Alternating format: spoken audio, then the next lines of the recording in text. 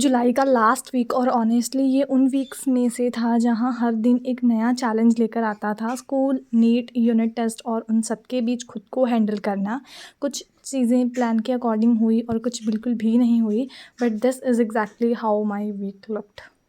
Every Sunday मुझे एक ही चीज़ realise होती है कि एक और वीक ख़त्म हो गया और ऑनेस्टली मुझे याद भी नहीं रहता कि किस दिन मैंने क्या पढ़ा।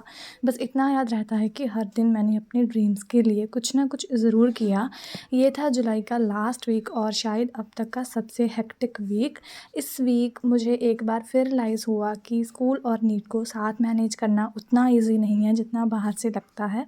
स्कूल के असाइनमेंट्स, लेक्चर, टेस्ट और उसके बाद घर आके नीट की प्रिपरेशन करना। कभी कभी लगता था कि सब हैंडल हो जाएगा और कभी लगता था कि टाइम ही ख़त्म हो गया।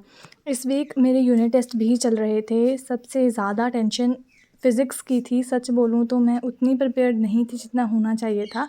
पिछले कुछ हफ्तों में मेरा ज़्यादा फोकस नीट पर था। पेपर मैंने ऑनेस्टली दिया, लेकिन एग्ज़ाम के बाद वो फीलिंग आई कि थोड़ा और कर लेती तो बेटर हो सकता था। और शायद ये फीलिंग हर स्टूडेंट ने कभी ना कभी फील की ही होगी। लेकिन इस वीक सिर्फ स्ट्रेस ही नहीं था, बहुत सारे लेक्चर्स कंप्लीट हुए, रिवीजन हुई, क्वेश्चन प्रैक्टिस हुई और कुछ चैप्टर्स फाइनली कंप्लीट हो गए। और मुझे लगता है प्रिपरेशन में ये छोटी छोटी विन से सबसे ज़्यादा मैटर करती हैं, क्योंकि इनमें सिलेबस एक ही दिन में कंप्लीट नहीं होता, थोड़ा थोड़ा करके ही होता है।